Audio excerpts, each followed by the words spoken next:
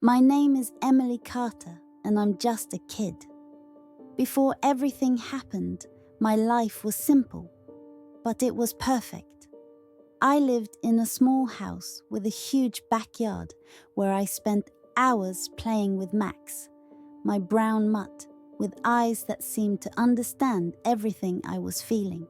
He would chase butterflies, jump around in the grass, and sometimes steal my shoes just to make me laugh. I'd laugh so hard my stomach would hurt, and Mum would always say, "Emily, one of these days you're gonna burst from laughing so much." On Sundays, the smell of pancakes would fill the house. Mum, Sarah, was the best cook in the world. She made heart-shaped pancakes and always let me choose the topping: honey, chocolate, or fruit. Dad, John, was a carpenter and loved telling stories while he worked in his workshop. He promised to take me to the zoo over the weekend, and I was already counting down the days to see the elephants and monkeys.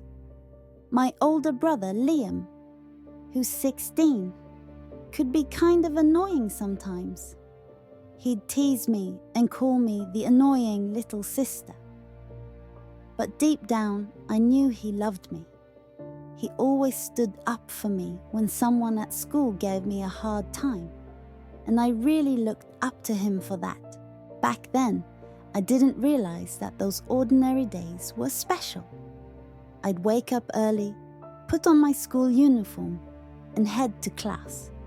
My teacher, Mrs. Thompson, always complimented my drawings, especially the ones of animals.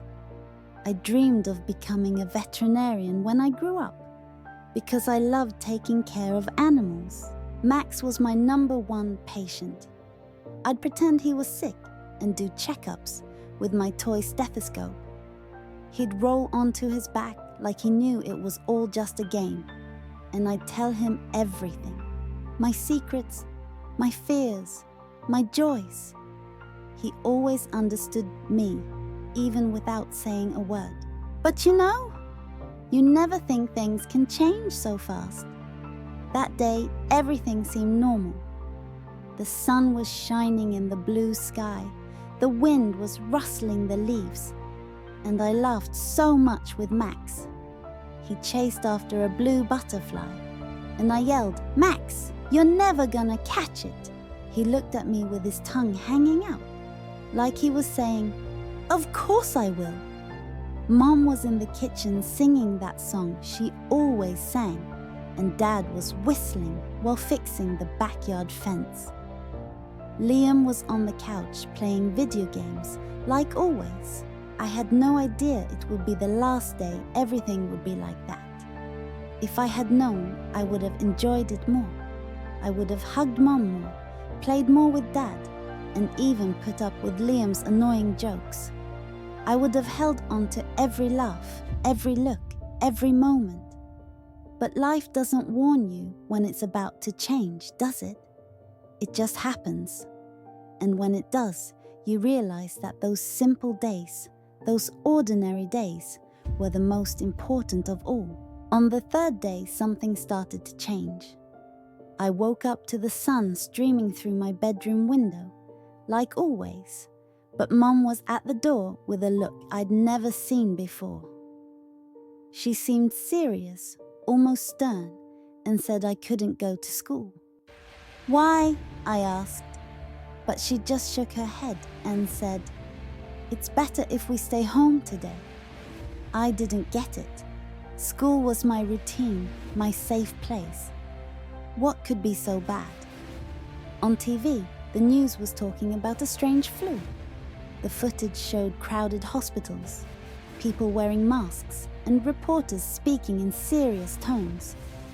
I didn't pay much attention. The flu goes away, right? Everyone gets sick sometimes. But Dad was different. He never worries. But that day he kept pacing back and forth, looking out the window like he was waiting for something to show up outside. He and Mum were whispering in the corner of the living room, and I tried to listen, but I only caught bits and pieces.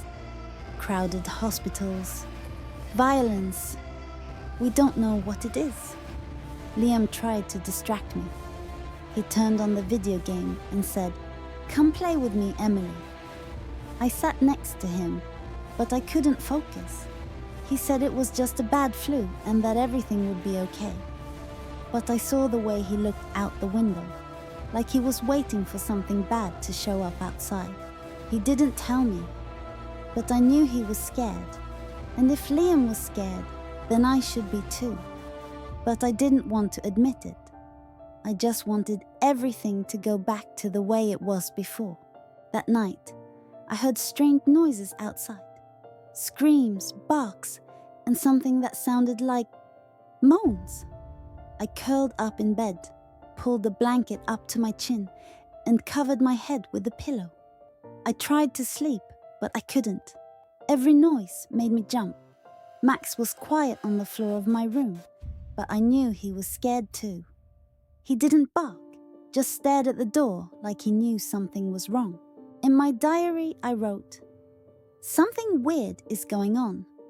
I didn't know what it was, but I could feel that nothing would ever be the same again.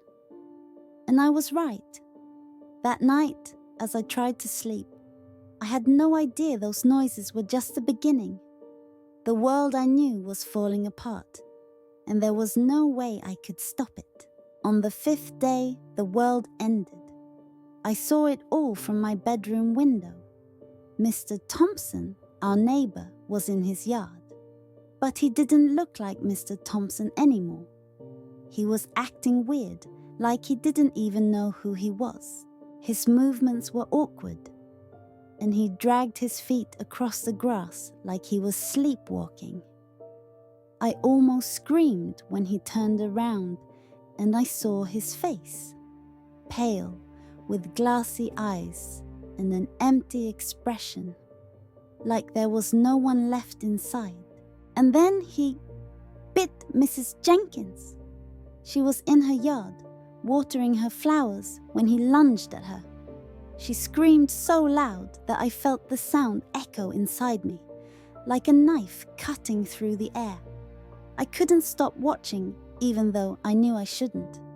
Mrs. Jenkins tried to run, but Mr. Thompson grabbed her with a strength that didn't seem human. I closed my eyes, but I couldn't block out the sound. The noise of that bite, her screams, got stuck in my head. Dad ran to grab his rifle. He'd never used it before, except for hunting. But now he had a look in his eyes I'd never seen. They were cold, determined, and he moved with an urgency that scared I. He yelled for us to stay away from the windows and lock all the doors. Mom tried to calm me down, holding me tight, but I could see the fear in her eyes. She was shaking, and her hands were ice cold. Liam stayed by my side, holding my hand so tight it almost hurt. He tried to play it cool, but I could feel him shaking. He'd always been the big brother, the protector, but in that moment, he seemed just as scared as I was. "It's gonna be okay, Emily," he whispered, but I knew he didn't believe it. How could everything be okay when the world outside was falling apart? I didn't understand what was happening. Why were people acting like monsters? Why did Dad need that rifle?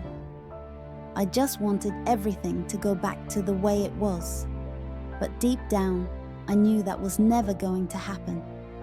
The world I knew was over, and I had no idea what would come next. All I knew was that from that day on, nothing would ever be the same. He went out to bark at the zombies, like he always did, but this time he didn't come back. I waited, looked out the window, called his name, but nothing. The backyard, which used to be full of life, now felt like a strange and silent place. Liam said he was brave, that he tried to protect us. But I just wanted my dog back. He was my best friend, my companion through everything. The house feels so quiet without him. She sat next to me on the bed, ran her hand through my hair, and said that Max was in a better place now, where there were no zombies or fear. But I didn't want a better place for him. I wanted him here, with me. I wanted to feel his soft fur, hear the sound of his little paws on the floor, see him chasing butterflies. I cried so much I thought I'd never stop. My throat hurt and my pillow was soaked. He didn't say anything, but I saw the tears in his eyes. He loved Max too. Sometimes I'd catch him looking out at the backyard like he was waiting for Max to suddenly show up, running and wagging his tail. But he never did, and I knew he never would again. Now, every time I look out at the backyard, I hope to see him chasing butterflies like he used to. But the backyard is empty, and I feel an emptiness inside me too. The first loss hurts more than I ever imagined, and I know it won't be the last. Every time I think about Max, I feel a pain I can't explain. He was more than a dog. He was part of my family, and now he's gone. I hold on to his memories. The way he wagged his tail when I got home from school. The sound he made when he drank water. The way he'd lay on my foot when I was sad. Those memories are all I have left of him, and I promised myself I'd never forget them. Never. On the 15th day, the food started running out. The pantry, which used to be full of cans, packages, and bottles, now looked empty and sad. Mom counted the last packages of pasta and beans, and I saw the worry on her face. Dad decided to go out to look for supplies. He put on a heavy jacket, grabbed a backpack, and said he'd be back soon. But he didn't come back soon. He said it was just a scratch. But I saw the blood on his shirt and the way Mom looked at him. She didn't say anything, but I knew something was wrong. She took him to the bedroom and closed the door, and I heard low whispers. Liam tried to play it off, saying everything would be fine. But I saw the fear in his eyes. He was scared too, even if he tried not to show it. We started rationing the food. Before, I used to complain when Mom made broccoli, but now I'd give anything for a full plate. Every bite was precious, and I learned to eat slowly, savoring every piece. The water is running out too, and I didn't know I could feel so thirsty. We use water for everything, drinking, cooking, cleaning, and every drop counts. Dad says we have to be strong, but I can see he's tired. He hasn't been the same since he came back hurt. He stays quiet, staring off into nothing, like he's thinking about something he doesn't want to share. Mom tries to stay calm, but I can tell she's at her limit. And Liam, he tries to be the strong one, but I know he's scared too. I try to help however I can. I help Mom put things away, keep an eye on the windows, and try not to make too much noise. But deep down, I just wish everything could go back to how it was. I don't want to fight to survive. I just want to live. I want to play in the backyard again, laugh with Max, smell Mom's pancakes. But I know that's not going to happen. And no matter how hard I try to be strong, sometimes I just want to cry. On the 20th day, Dad started acting strange. He'd stare off into nothing, like he couldn't see us. Sometimes he'd stop mid-sentence and go quiet, his eyes fixed on some distant point.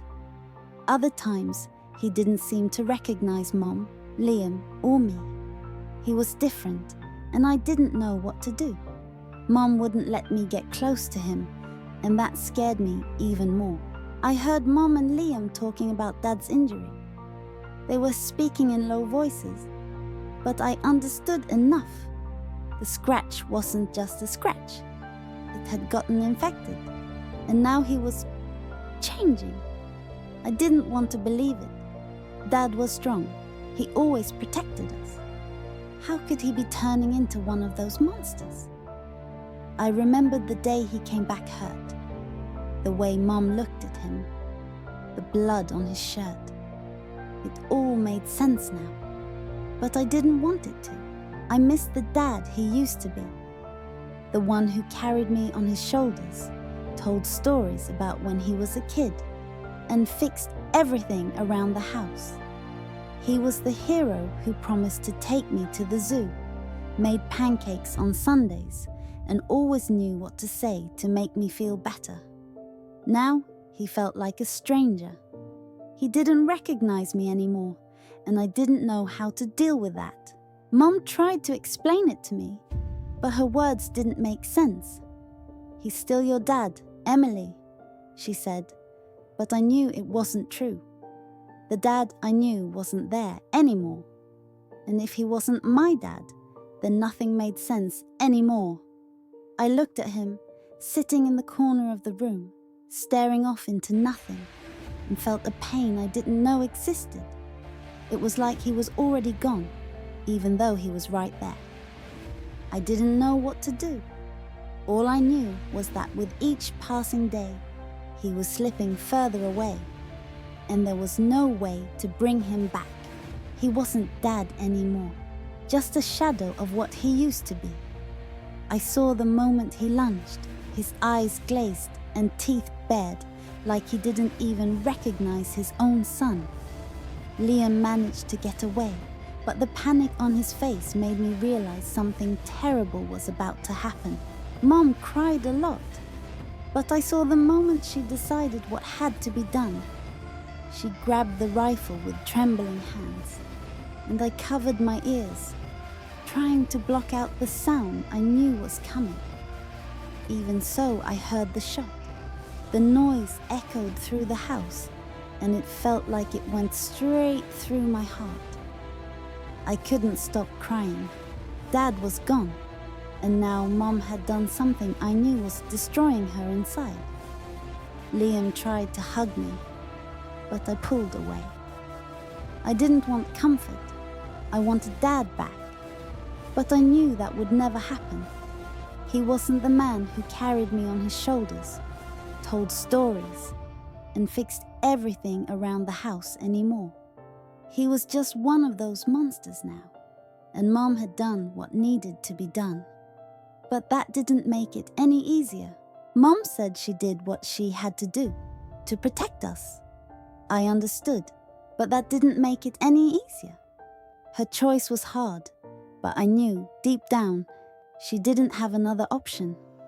And that left me with a question.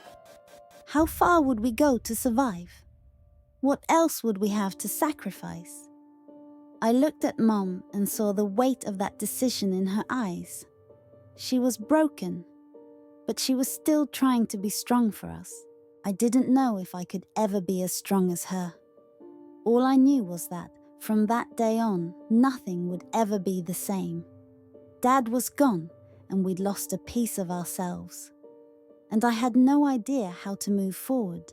On the 30th day, Mum said we were going to a place called Safe Haven. She said we'd be safe there, but I couldn't imagine a safe place after everything we'd been through. How could there be a safe place in a world where people turned into monsters and where we'd lost so much?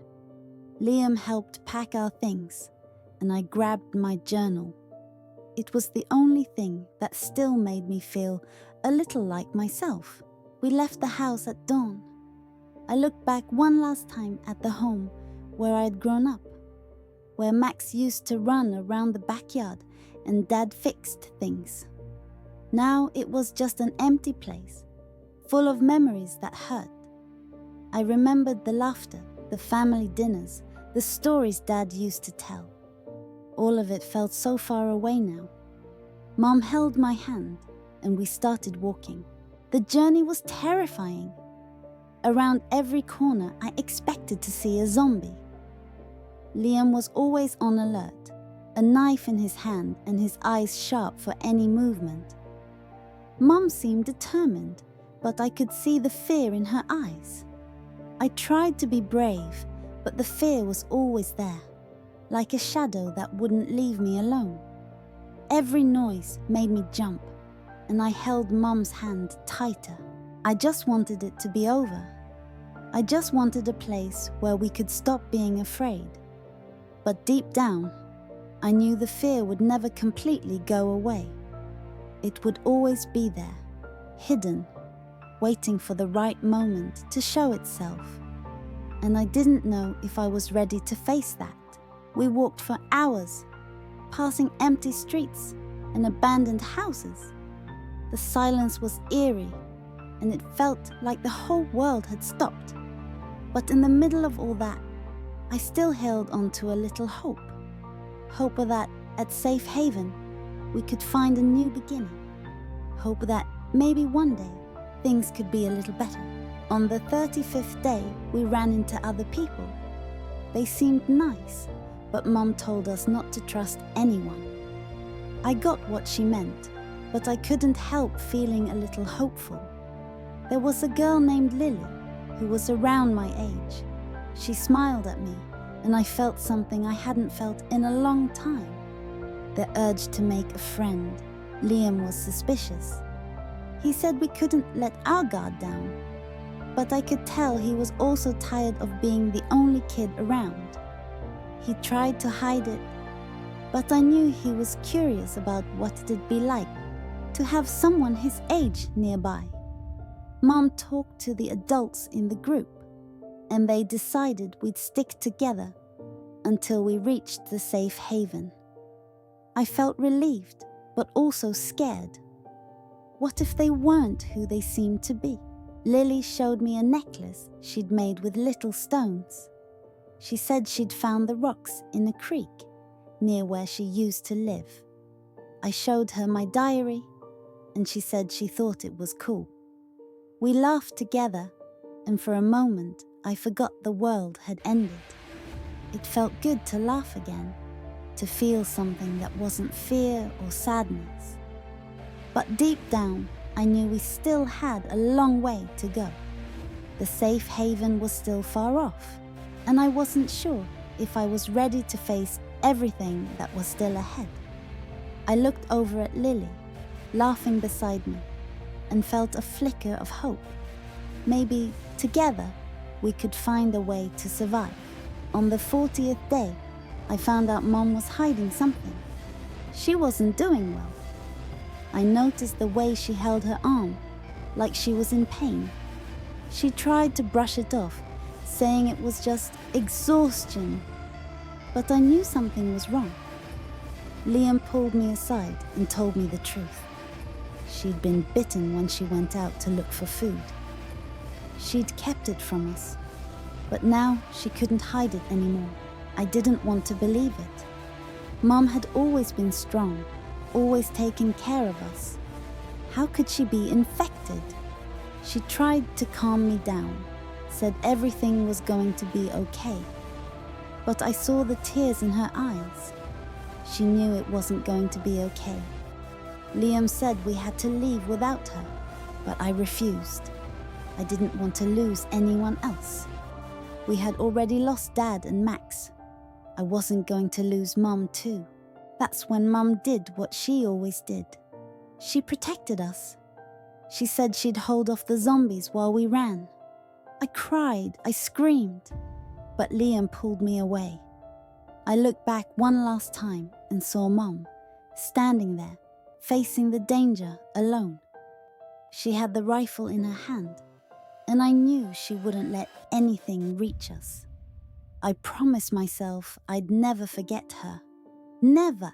We ran, and every step felt like a knife to my heart.